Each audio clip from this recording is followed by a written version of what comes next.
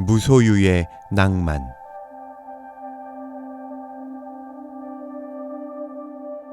지금부터 약 45년 전, 내가 겨우 20을 넘을락 말락했던 시절이니까 돌이켜 생각하면 정말 격세지감이 없지 않다. 그때는 말하자면 낭만주의 시대여서 지금과 같은 빡빡한 현실주의와는 다른 분위기가 젊은이들의 가슴을 설레게 하고 있었던 것이다. 내가 유교 가정에서 혼자 기독교에 개종한 것도 어느 면에서는 이런 낭만 정신이 작용한 까닭이 아니었던가 싶어진다. 유교의 그 빡빡한 교훈과 계율을 초월한 자유하는 영의 사람으로서의 낭만 말이다.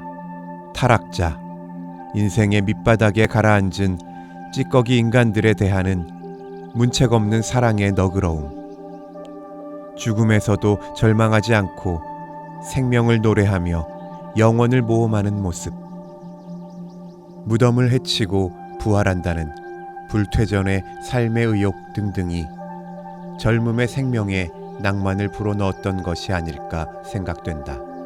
이 무렵이었다. 강렬하게 내 맘을 끈 것은 소유, 무언가 재산을 가지고서야 살 수 있다는 삶의 길에 대한 근본적인 도전이었다. 특히 영의 자유를 12분 발휘할 수 있는 인간이기 위하여는 물질적 소유에 자기의 삶을 얽매어서는 안 된다고 단정했던 것이다.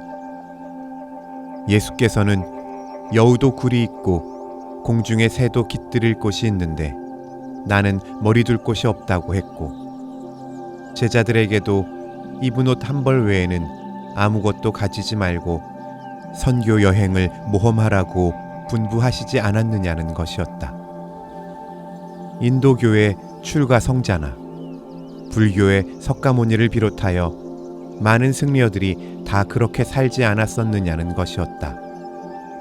더군다나 그 당시 만인 숭배의 대상이었던 톨스토이 옹도 그런 길을 걸으려고 몸부림친 것이 아니겠느냐고 생각했다.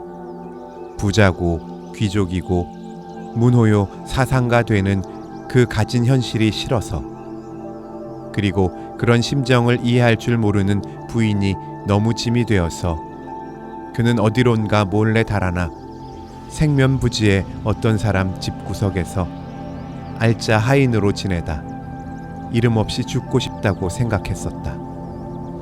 그래서 밤중에 집을 나와 야스나야 폴리아나촌 정거장 대합실에서 기차를 기다리다가 갑자기 저쪽 나라로 옮겨갔지 않는가.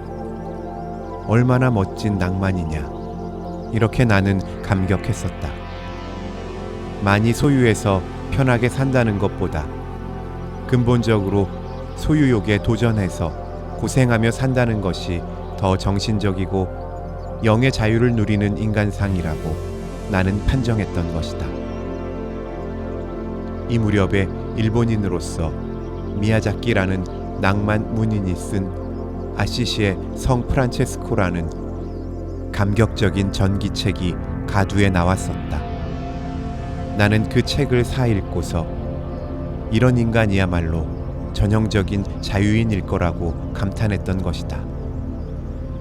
프란체스코는 부잣집 맏아들로서 무사, 활락가의 인기 청년으로서 화려한 일생을 약속받은 터이였지만 한때 병석에서 인생의 하염없음을 느끼고서는 병이 회복되자 삶의 방향을 온전히 변해버렸다는 것이었다. 어느 이른 봄, 움브리아의 허물어진 성터에 도단하는 앳된 싹을 만지며 무일푼의 설교자 그리스도를 사모했다는 것이었다. 그래서 자기를 둘러쌌던 부와 향락과 인기와 호사 등등 마술의 쇠사슬을 끊고 자유인이 되려고 결심했다는 것이다. 초라한 성당 제단 앞에서 혼자 맹세한 고독자는 혼자됨을 축복으로 여겼다. 그리고서 거짓대에 섞여 그들과 옷을 바꿔 입고 집에 돌아온 그는 아버지 집에서 쫓겨나고 족보에서 제거되었다는 것이다. 그는 그때부터 늙어 죽을 순간까지 무소유의 방랑성자로 지냈다. 평생을 누더곳에 새끼 띠를 띠고 무일푼의 탁발승으로 이 집 저 집 다니며 마당을 쓸고 변소를 닦으며 지어주는 찬밥 한 줌에 감격을 느끼면서 살았다는 것이다. 그에게 있어서 해는 형제요 달은 자매였다. 사나운 이리도 그의 앞에서는 순한 강아지처럼 머리를 숙였다 한다. 마감에 찾아온 죽음도 그에게는 사랑하는 친구였다. 내 사랑하는 형제 죽음이여 하고 그는 사랑으로 죽음을 껴안았다는 것이다. 어떻게 그럴 수가 있을까? 그것은 그가 소유욕을 전적으로 포기했기 때문에 얻어진 자유였다고 나는 생각했었다. 무와 해탈의 자비행위라고 보았다. 내 얘기라서 쑥스럽기는 하지만 젊은 시절이 그리워서 하는 말이다. 추운 대소한 사이에 종로 5가 어느 하숙집에서 밥값 대신에 이부자리를 때우고 쫓겨났었지. 소못 한 벌 있던 건 마침 찾아온 어느 거린에게 주어버리고 밤중에 그 집을 나왔었지. 그리고 거리를 끝없이 걸었었지. 마침 눈이 내려서 어둠의 바닥이 하얗게 드러났었지. 결백 그것이라고 생각했다.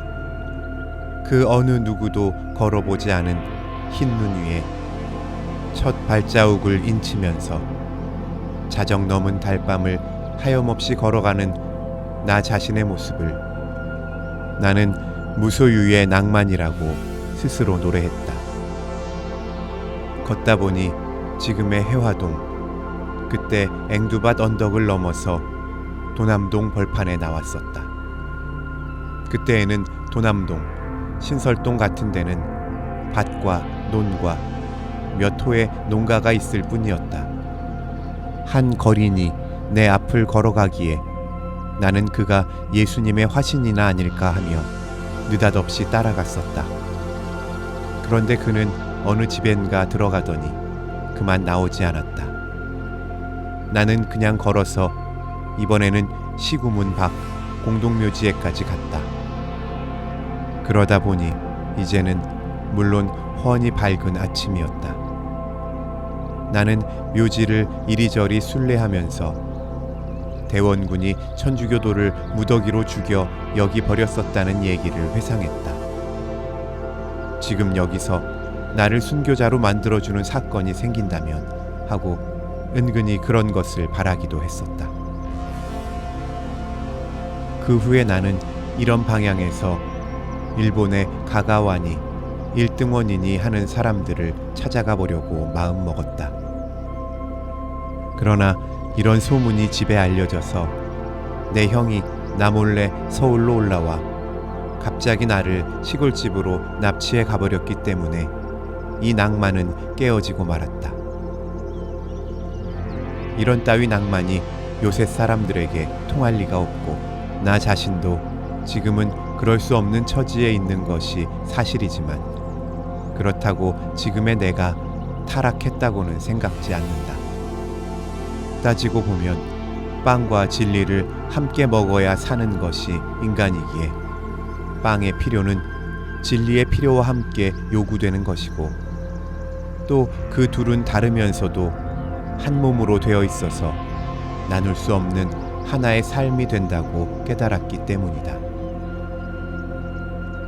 그러나 이런 젊은 시절의 낭만은 역시 아름다운 낭만이어서 추잡하다거나 유치하다는 냄새는 풍기지 않는다.